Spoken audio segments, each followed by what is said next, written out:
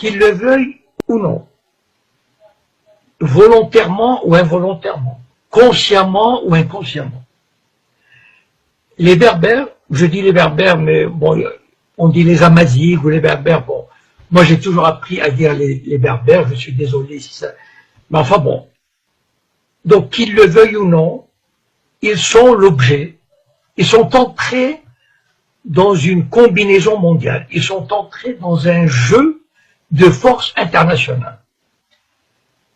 Il y a des forces étrangères, et je vais les citer, c'est le Mossad, en premier lieu le Mossad, avec des services secrets espagnols, français, mais en premier lieu le Mossad, qui a intérêt à semer le trouble, la discorde et la division.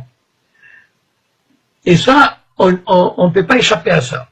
Et je vais vous raconter une anecdote qui m'est arrivée il y a presque une douzaine d'années. À l'époque, je n'étais pas du tout connu. C'est-à-dire, il n'y avait pas Facebook, je faisais pas de conférences, et j'avais l'habitude de me glisser dans les réunions du Bnei Brit, par exemple. Le Bnei Brit, c'est la franc-maçonnerie juive mondiale. Et j'ai assisté à la réunion suivante. Je ne sais plus comment je suis allé, mais je suis arrivé. C'était la loge Ben Gurion à la mairie du 16e arrondissement. Et cette loge avait invité des Berbères d'Algérie, 5 ou 6, qui représentaient des associations de Berbères. Et moi, bon, assis quelque part comme ça, tranquille, j'observais. Et il y avait presque une centaine de personnes. Enfin, c'est une loge très importante. Ce sont tous des juifs sionistes. Et là, ils ont commencé à leur dire, oui, c'est bien, vous menez un bon combat pour votre identité culturelle, votre culture. Enfin, ils les caressaient dans le sens du poil.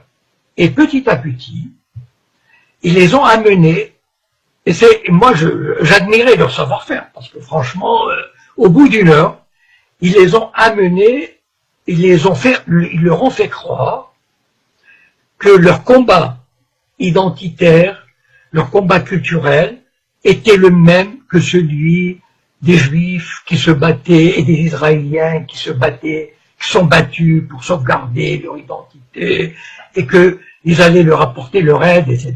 Et c'est la première fois où j'ai pris conscience que les organisations judéo-sionistes s'intéressaient aux problèmes berbères. Et il est vrai, je voudrais dire juste ceci aux Berbères, juste qu'ils prennent conscience, voilà, de ce fait.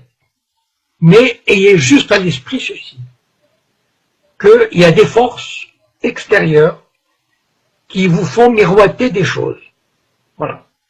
C'est-à-dire, il y a des agents du Mossad qui vont voir des Amazighs, qui vont leur dire mais vos grands-parents étaient juifs, vous pouvez avoir une bourse pour Israël, en fait vous vous appelez pas je sais pas quoi, mais vous appelez Jacob ou Lévi, enfin je sais pas, voilà. Et ça marche pour certains. Petit à petit, ils sèment le trouble. Et certains Amazighs, certains Berbères pensent trouver un appui, pensent trouver, comment dire, une voie de sortie d'une exploitation ou d'un colonialisme qui se trouverait à Rabat ou à Alger. Moi, je voudrais juste, comment dire, j'ai pas du tout à vous dire comment il faut faire, de quelle manière il faut se battre, quelles sont les revendications que vous pouvez demander, etc. C'est pas mon rôle. Voilà, mon rôle, c'est, moi qui ai un peu d'expérience, qui ai une petite vision comme ça, de vous éclairer sur les dessous des cartes, voilà, sur les tenants et les aboutissants. Ne vous faites jamais d'illusions sur le Mossad et sur les sionistes. Ils détestent tout le monde. Ils détestent les Arabes, ils détestent les Berbères, ils détestent les musulmans, ils méprisent les Arabes, les Berbères et tous ces peuples du tiers-monde. Donc, ne vous faites pas d'illusions. Les sionistes vous mèneront par le bout du nez. je pense que nous avons vous savez, le but du sionisme, il l'a montré en Irak, en Syrie, en Libye, c'est de détruire ces sociétés, de détruire l'unité nationale, de détruire tout ce qui est un État moderne. Et les Berbères, je vais vous dire, si vous marchez dans cette combine, vous serez emportés.